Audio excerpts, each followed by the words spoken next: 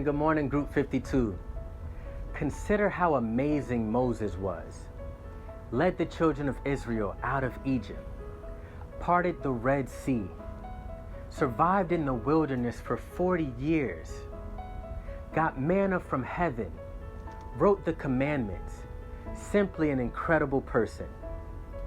But there was a promise, there was a destination that Moses never reached.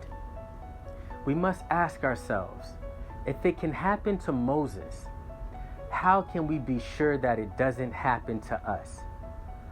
Moses got upset with the children of Israel, and in the process, he disobeyed God. Therefore, he didn't reach his promised land.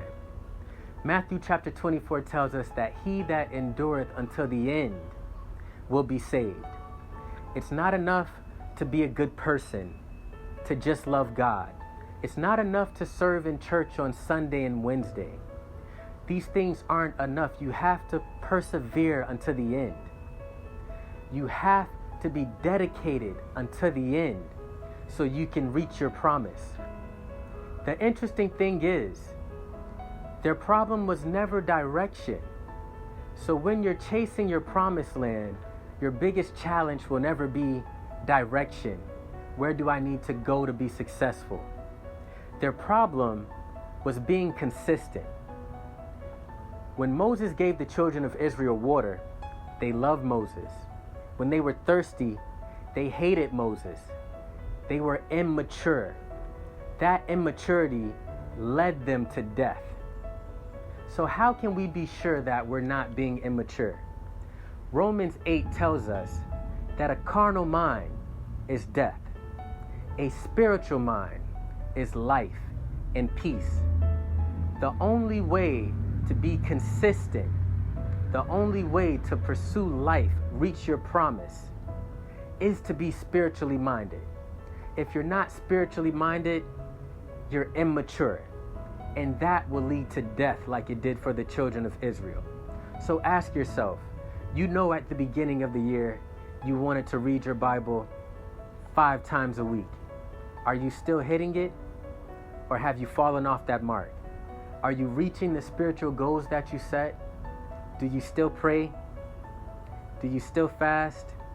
Are you still kind to others? Are you still working on being patient? If you can't be spiritually minded, then that means you're carnally minded and you're immature like the children of Israel, which leads to death.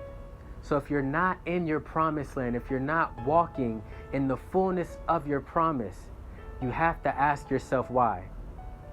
Ask that question to make sure you don't miss the mark, that you don't leave before you reach your promise. We don't want to live a life of immaturity. It'll cause you to always have strife within the body, to always be trying to get back to a place with God, to always be trying to become that person you know you should be.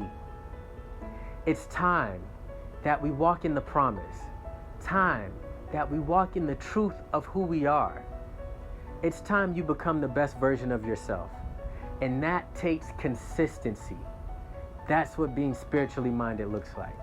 So this week, Group 52, help those around you. Get advice from your friends around you. They'll show you what it looks like. They'll show you what hitting the mark looks like when you walk in the best version of yourself. And if you're walking in your promise, be a good friend to somebody else. Help preserve their purpose. Thank you, Group 52, and have the best week of your life.